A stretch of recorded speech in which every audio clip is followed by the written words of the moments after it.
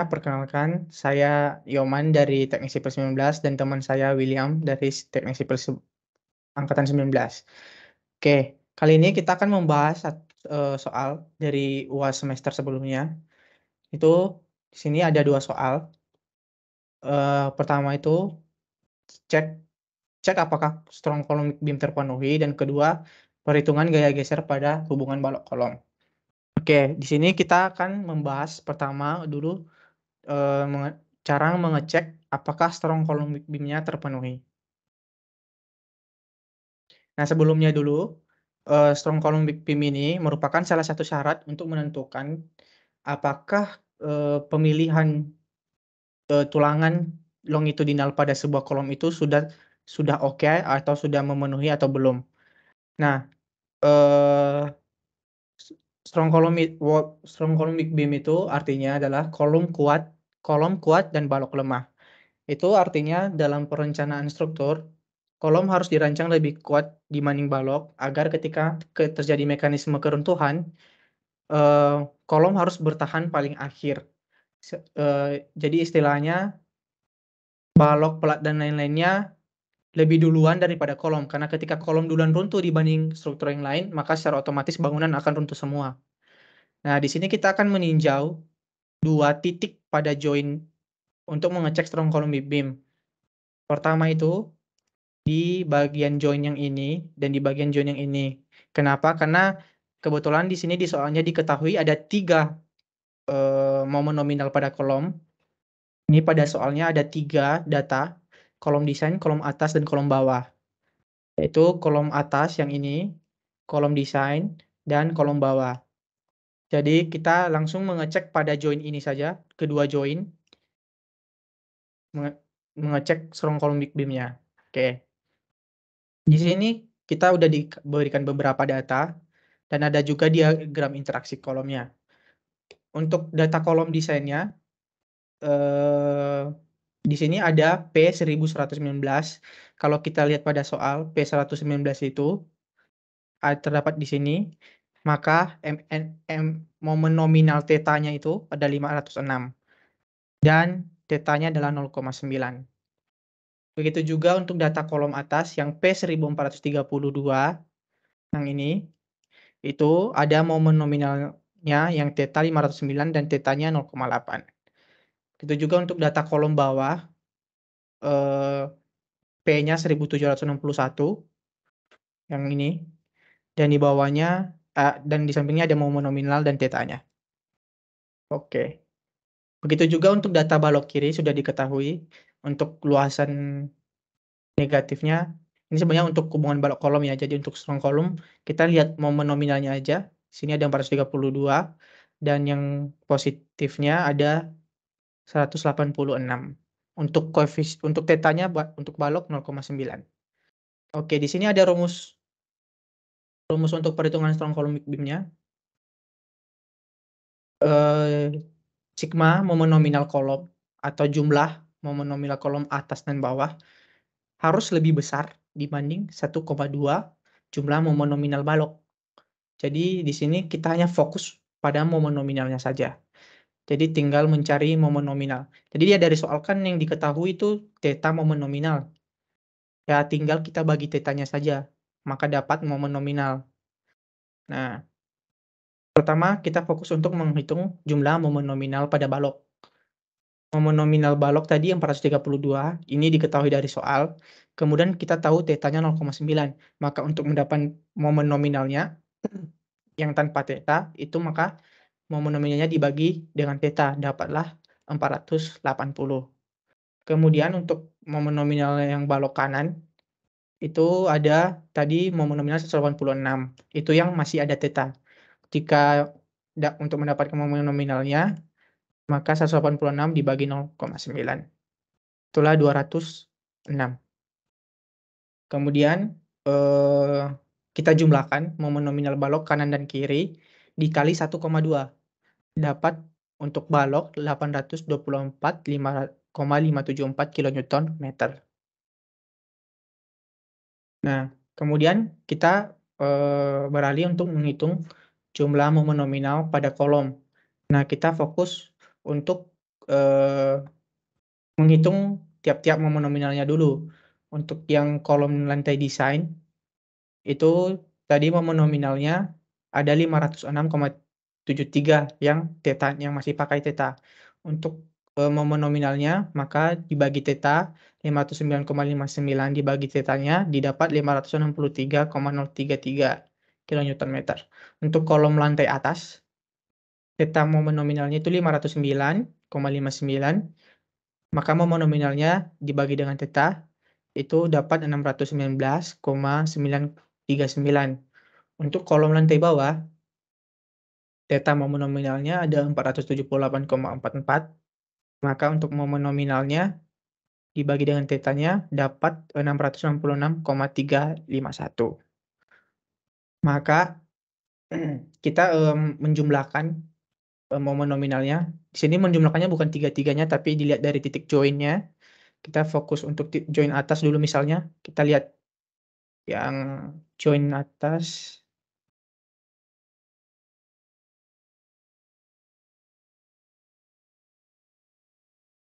Nah, untuk join atas itu, yang ini, maka kita menjumlahkan kolom yang atas ini dan yang di bawahnya. Jadi itu adalah kolom atas dan kolom desain. Nah, di sini kolom atas kan 619 ini. Kemudian untuk desainnya 563. Itu kalau dijumlahkan dapatlah hasilnya 1182,972. Maka hasilnya itu kalau kita lihat sebelumnya untuk balok, maka lebih besar baloknya tadi sekitar 824, sedangkan untuk kolom 1100. Maka untuk yang join atas, oke, aman. Kemudian kita fokus untuk join yang bawah. Join yang bawah itu berarti yang ini, berarti yang dicek itu adalah kolom atas yang ini, yang desain, dan kolom bawah. Maka tadi kita dapat kolom desainnya itu ada 563 dan kolom bawahnya 666. Maka jika itu ditambahkan, nih, ditambahkan didapatkan 1229,384. Maka hasilnya oke. Jadi untuk soal nomor 1 ini cukup gampang ya. Ini kita bisa menjawab bahwa strong column big beam-nya ini memenuhi. Karena, di sini bisa dipastikan jumlah momen nominal pada kolom itu lebih besar dibanding jumlah momen nominal pada balok.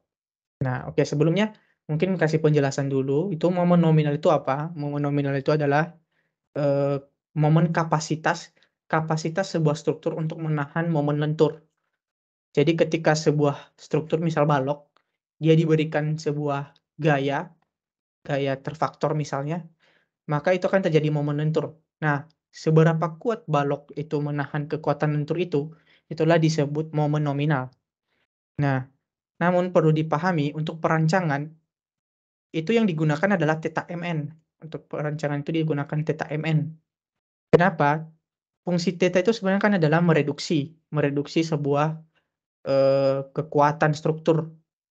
Itu fungsinya apa? Agar ketika merancang itu, kita tidak merancang balok itu misalnya balok tidak mendekati batas kemampuannya. Jadi ini adalah batas aman untuk mendesain untuk sebuah misalnya ini kolom ya, untuk sebuah kolom. Jadi kalau untuk kolom desain ini, dia batas aman untuk mendesain itu 506, yang udah direduksi. Itulah fungsinya mereduksi sebuah, struktur. Agar dia tidak hampir mencapai batas maksimal itu. Tapi untuk strong column weak beam ini, yang dipakai itu adalah momen kapasitas yang sesungguhnya yang telah, dibagi dengan tetanya. Karena ini digunakan untuk membandingkan. Maka yang digunakan adalah momen nominal yang sesungguhnya. Oke, begitu untuk penjelasan mengenai soal nomor 1. Kemudian lanjut untuk penjelasan soal nomor 2.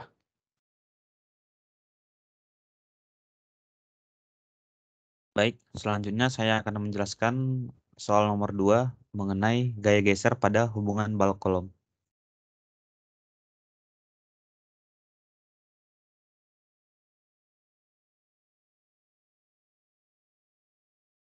Baik, jadi untuk soal nomor 2, penentuan gaya geser pada hubungan balok kolom.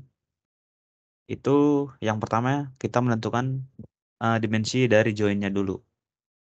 Jadi penentuan dimensi join itu ada part yang harus dihitung. Nanti kesimpulannya ada di AJ-nya, luas join efektifnya. Yang pertama itu cek syarat dimensi kolom. Jadi itu rumusnya 20 dikali dB. dB itu apa? dB itu adalah diameter dari tulangan baloknya. Kita lihat di soal. Jadi AS tulangan balok itu 1900 untuk AS negatif dan AS positif itu 760. Jadi kalau kita lakukan pendekatan itu diameter 22 dengan 5D22 dan 2D22. Jadi untuk dB di sini kita pakai 22 mm, itu hasilnya 440 mm. Lebih kecil dari 500 mm dimensi dari kolomnya. Oke, yang kedua itu tinggi join. H itu diambil sebesar tinggi kolom. Kolomnya kan tadi 500 mm kali 500 mm. Kalau kita lihat di soalnya yang ini. Oke. Selanjutnya itu H itu harus lebih besar dari setengah tinggi balok. Tinggi balok itu tadi 550. Jadi setengah dari 550 itu 275 mm. Jadi H jelas sudah lebih besar dari setengah tinggi balok. Karena 500 lebih besar dari 275 mm. Yang ketiga itu ada lebar efektif. Itu diambil nilai terkecil dari ini. B tambah H dan B tambah 2X. Nah, untuk B tambah H ini, kita perhatikan gambar aja untuk menentukan mana B dan mana H. Jadi, di sini udah jelas B itu di sini adalah lebar dari baloknya dan H itu di sini jelas lebar dari kolomnya. Jadi,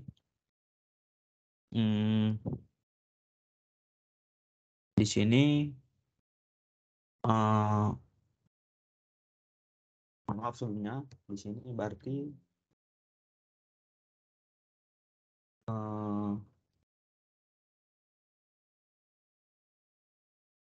di sini berarti 300 ditambah 500 lebar dari kolom itu 800 mm. Kemudian untuk B tambah 2X berarti kan kita harus cari X-nya dulu. Nah, rumus X-nya itu ini X. Tinggi kolom dikurangin lebar balok dibagi dengan 2. Berarti 500 dikurang 300 dibagi 2 itu 100 mm. Terus kita cari B ditambah 2X itu berarti 300 lebar dari balok ditambah 2 kali X-nya 100. Itu dapat hasilnya 500 mm. Nah, kemudian kita cari yang keempat itu luas join efektifnya atau AJ. Itu rumusnya tinggi join. Tinggi join kan diambil dari H yang terbesar, kemudian dikali lebar efektif join. Dipilih dari nilai yang terkecil. Berarti itu kita pakai 500 dan 500. Berarti AJ-nya itu 500 mm kali 500 mm. Hasilnya 250 mm kuadrat. Itu untuk penentuan dimensi joinnya.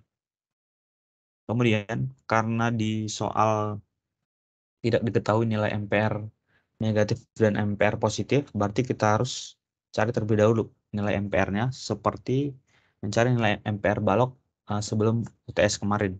Jadi untuk tulangan kiri negatif itu 5D22 dan tulangan kanan positif 2D22. Jadi kita cari APR-nya terlebih dahulu untuk tumpuan negatif, kiri negatif. Itu rumusnya AS kali 1,25 kali FY per 0,85 dikali F aksen C kali B. Tadi AS-nya kita pakai yang di soal saja, 1900 dikali 1,25 dikali 420 FY-nya. Dibagi 0,85 dikali 35 dikali 300 lebar baloknya. 300. Itu hasilnya 111,765 mm. Kemudian kita cari MPR-nya dengan rumus AS dikali 1,25 dikali FY dikalikan dengan D dikurang APR per 2. Nah, APR-nya kita udah dapat 111,765. Kita tinggal masukkan saja untuk nilai D.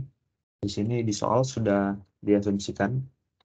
Untuk asumsi balok D itu 490 mm. Jadi kita langsung gunakan saja 490, itu hasilnya untuk ampere negatifnya itu 433,032 kN/meter. Kemudian untuk ampere positif dengan tulangan 2D22 dengan cara yang sama, itu didapatkan nilai APR-nya itu 44,706 mm. Maka kemudian kita cari ampere positifnya itu AS dikali 1,25 dikali FY dikalikan dengan D dikurang APR per 2. Kita pakai APR 44,706. Nah, untuk AS-nya sendiri itu kita langsung pakai saja AS yang sudah diketahui di soal 760. Jadi untuk ampere positifnya itu didapatkan hasil 186,591 kN/meter. Nah, ini kira-kira gambar dari penampang baloknya. Tinggi balok 550 mm dan lebarnya 300 mm. Kemudian kita ke solusi soal, yaitu mencari gaya geser pada join. Yang pertama itu kita harus cari dulu perhitungan untuk ME. Nah, di sini karena kekakuan kolom atas dan bawah sama. Nah, kalau kita lihat di soal itu tinggi kolomnya itu 5 meter. Jadi ini tipikal 5 meter, maka kekakuannya itu akan sama. Nah, kalau kekakuannya sama, berarti kita bisa cari ME-nya dengan rumus ampere negatif ditambah ampere positif dibagi 2. Karena kekakuan kolom atas dan bawah sama. Jadi tinggal dibagi 2 aja. Nah, itu berarti 433,032 ditambah 186,591 dibagi 2. Itu didapat hasilnya 309,812 kN/meter. Selanjutnya kita hitung gaya geser desain kolom atau VE-nya. Nah, VE-nya itu berarti nilai ME ditambah dengan ME dibagi dengan tinggi bersih kolom atau LN. Nah, di sini LN berarti kita tinggal cari aja LN berarti itu 5.000 dikurangi tinggi baloknya 0,55.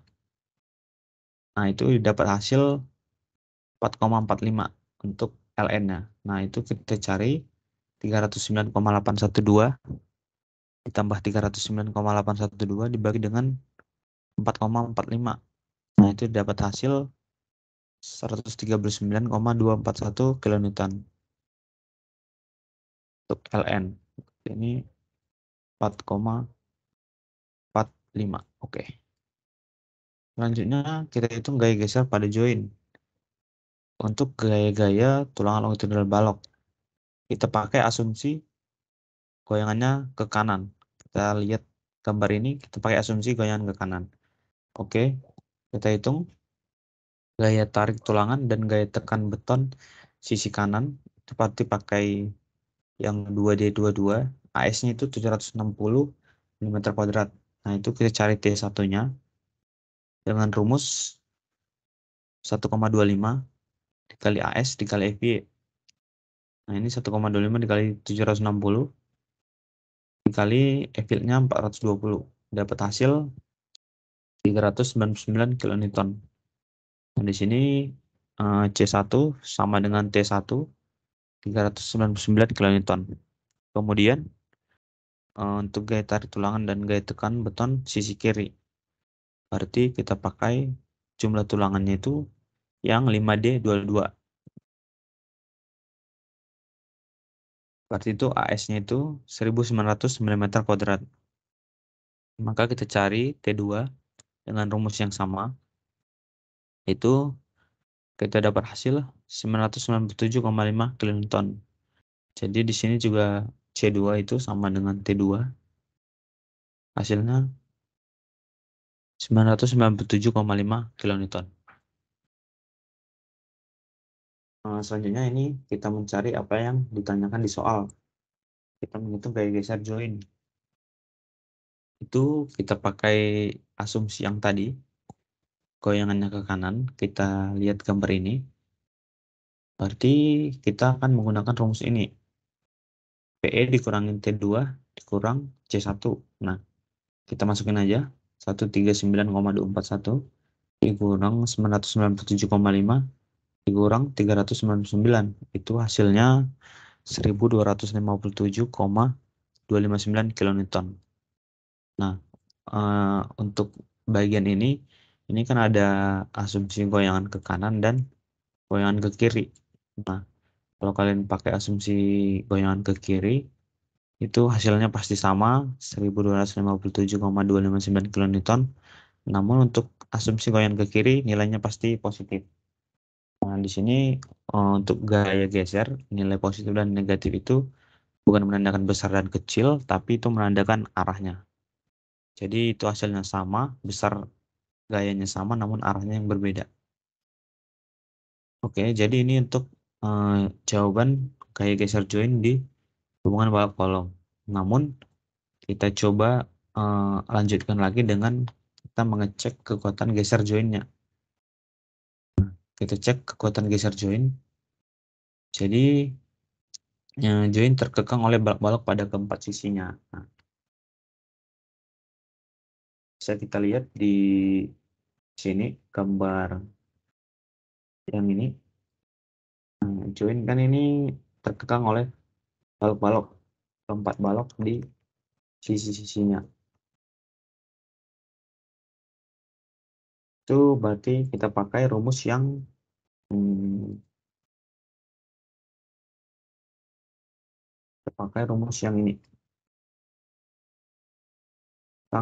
Pada keempat sisinya. Nah, kita masukkan aja nilai Pn-nya itu berarti 1,7 dikali lambda, lambdanya 1, kali akar F aksen C dikali AJ yang udah kita cari tadi.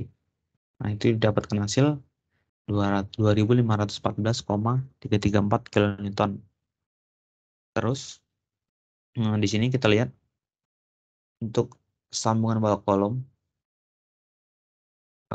dan balok kopel dengan tulangan diagonal itu faktor reduksinya itu diambil 0,85. Nah, kita cari VN itu berarti 0,85 dikali VN. 0,85 dikali 2514,334 kilonewton.